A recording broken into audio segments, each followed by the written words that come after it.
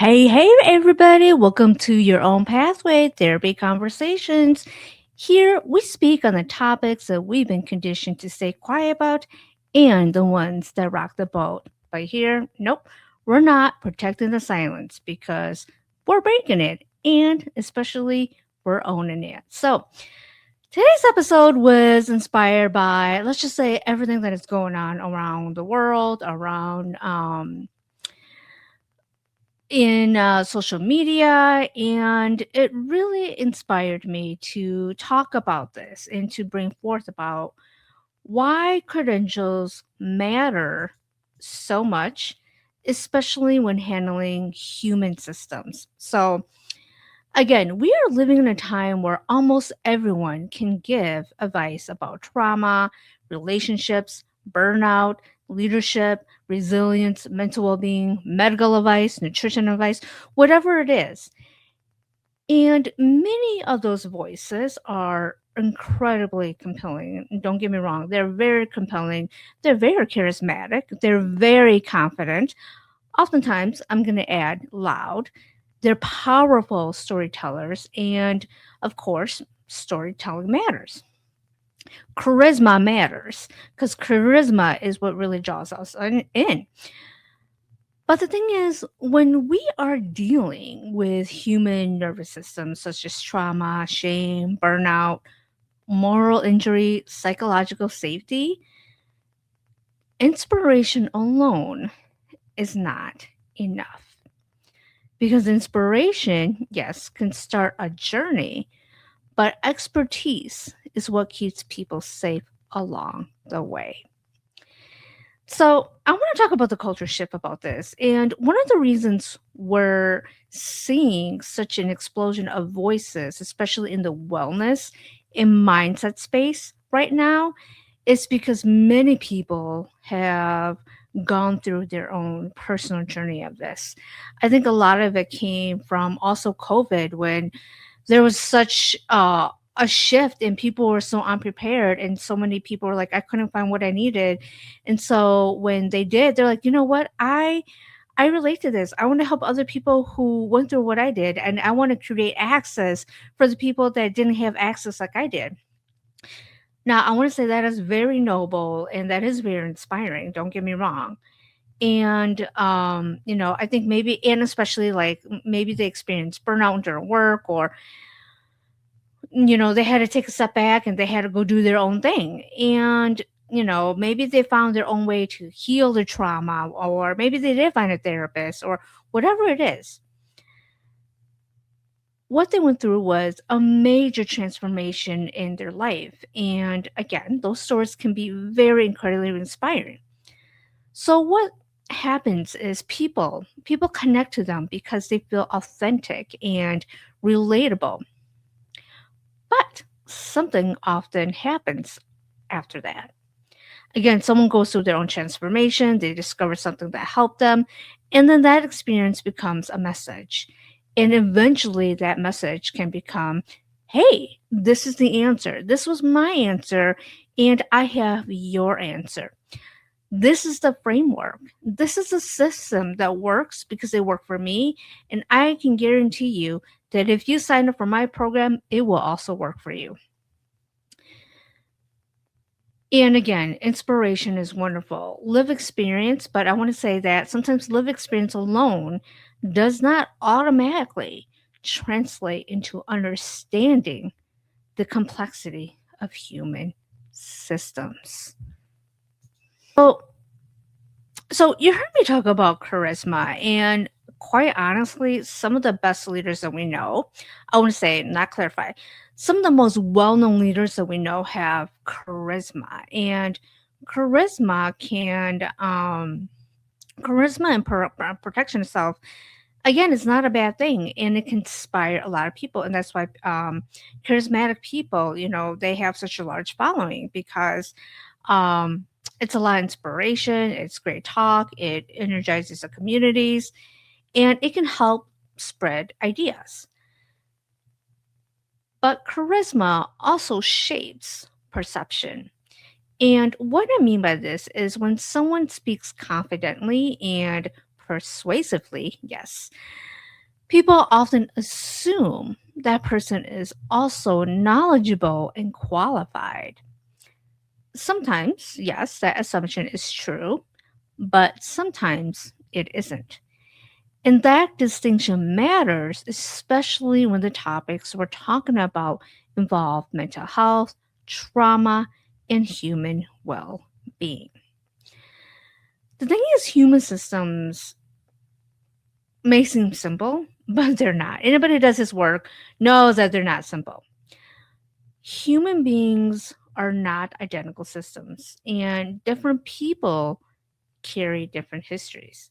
This includes trauma exposure, attachment patterns, cultural context, psychological vulnerabilities, power dynamics inside organizations and institutions.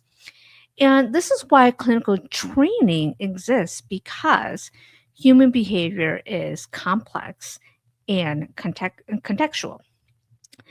So, why do credentials matter and why do they exist? So, when professionals like me in like mental healthcare or nutritional or PTOT or whoever, when professionals work within human nervous systems, again, like the trauma, the shame, the burnout, moral injuries, psychological safety, credentials are not just about ego. And I'm not here to say that some of us are not egotistic. Some of us are very egotistic, but it's not all about ego. Why? Because they are about infrastructure.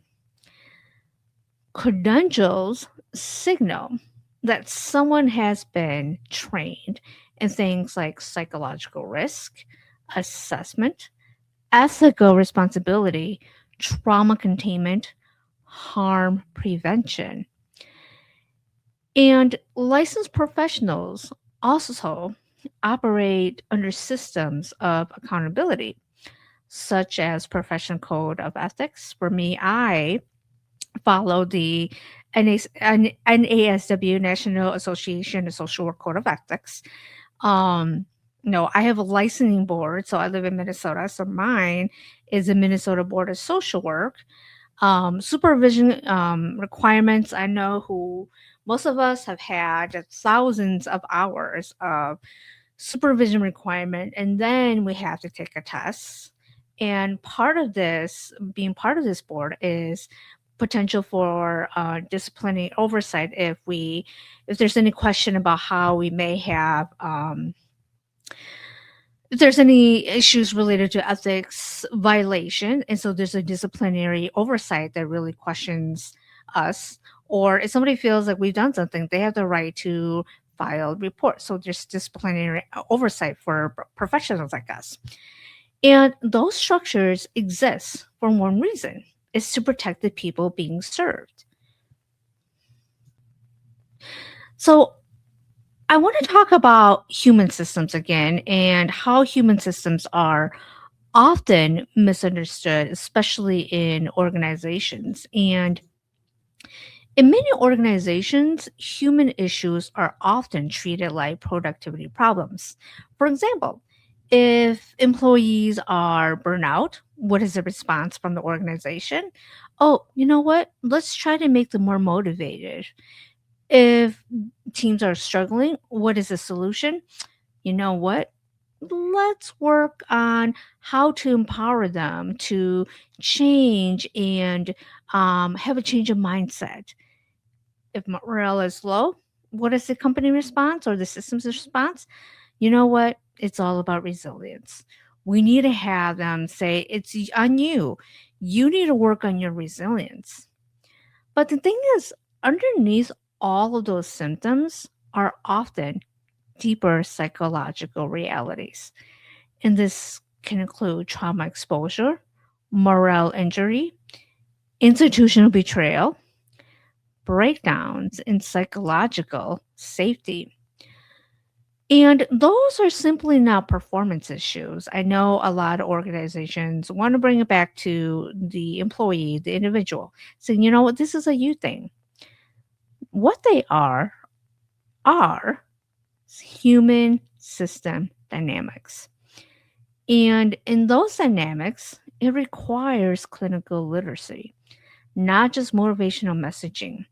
So again, if you've seen my previous episodes where I talk about how some of the most well-known names are very much like pop psychology, and how organizations like to hire these wellness pop psychology because the accountability is being put back on the individual and it's packaged nicely. And so, um, if you haven't had a chance to watch that episode, I can put it in the description box too. So, moving on, I want to talk about the difference between communication and clinical training. And again, we see so many people who are very articulate, who have big platforms and podcasts and best-selling books out there. And yeah, they're very good at articulating about emotions, and they talk about healing, relationships, trauma. They give relationship advice and do not have marriage and family counseling background at all. And they talk about growth and in ways that really resonate very deeply with the audiences and with a lot of people. And of course, I don't want to say there's not any value in that. There's a lot of value in that. Don't get me wrong. And I want to talk about the important distinction between that. There is a difference between being able to talk about emotional experiences and being trained to assess psychological risk. The thing is, clinical training prepares professionals to recognize patterns such as suicidal risk, trauma responses, dissociation, moral injury, systematic psychological harm. And that level of responsibility requires structure, education, supervision, and ethical accountability. So, I wanted to add that I was on Instagram. Yes, I was scrolling, and there was a therapist that was calling out Mel Robbins. I know who watches my episodes as therapists.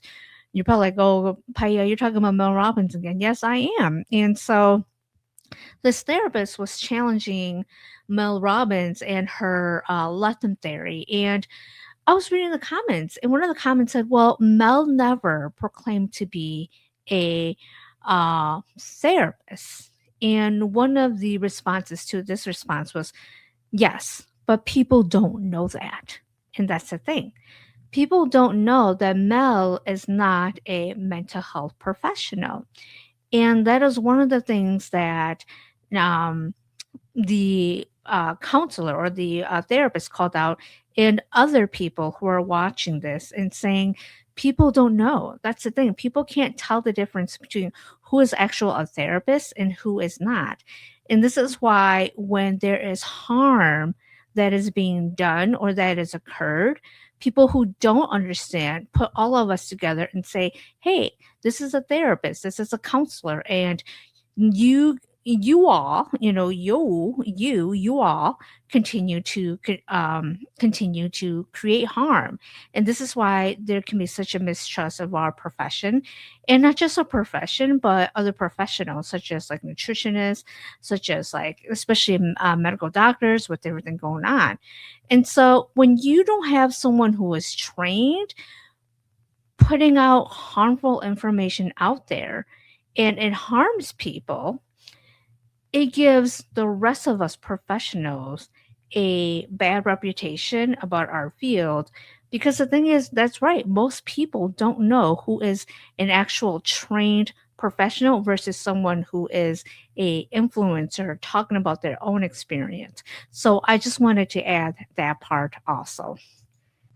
So I want to touch on something that I said a little earlier in the episode about live experience versus expertise. And I want to reemphasize that personal stories about healing and transformation can be very inspiring for people to um, begin their own journey, to take away the shame, to take away the negative connotations with whatever it is that that person may be going through. And I want to say that yes, that matters a lot. That matters a lot. And I also want to reinforce again the lived experience is not the same as clinical authority. Because what works for one person may not work for others. Human beings exist within complex psychological and social systems, and helping people safely navigate those systems requires training, accountability, and ethical responsibility. So, I wanted to add this that we have seen an emergence of like coachings, and this is all various forms of coaching. And I am not saying coaching is bad at all. If you are a coach watching this is not meant to discredit your journey or your expertise in what you do. And I've also unfortunately seen what happens when coaches don't have the training, the clinical knowledge of human behavior, human systems, and how they create more harm than good. And in my own professional experience, I've had people who seek out coaches first, thinking that again, that they're therapists, because most people, general population, do not know who is an actual therapist, a coach, whatever it is. And so I've had some people who seek out coaching services first because, their story is so inspiring. And it's like, you know what? This person can help me. And it's like, yeah, maybe they can. And then in doing so, in continuing working with that coach, they realize, oof, okay, I was dismissed, I was gaslighted, I was made to feel worse. And so they stop going to this particular coach for whatever particular services. And then that's when they come to therapy, kind of as their last option and say, this is what I went through. And it's like, oof, that's a long history of trauma right there. And this person who has no trauma training was trying to work with you on trauma, grief, loss, attachment issues, all of that. Okay. Yes. Yes. Like this person was practicing way beyond their work scope, which leads me to talk about responsibility here. So, when someone holds professional credentials, they are held to a higher ethical standard because licensed professionals cannot simply share ideas without considering the potential impact. So they must think about accuracy, context, risk, harm prevention. Because when you are working with human nervous systems, the stakes are very real. So I want to bring the episode back as I close down the episode and talk about this at a systems level. So, when organizations decide whose voices they would like to platform around topics like mental health, wellness, leadership, or workplace culture, the question should not simply be who is inspiring. A lot of people are inspiring, but the deeper question is who actually understands human systems well enough to prevent harm. Because, yes, again, inspiration can start a journey. Don't get me wrong. But when we are working with trauma, psychological safety, and human well being, expertise is what keeps people safe along the way.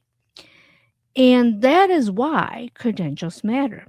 Not because they signal status, but because they represent responsibility.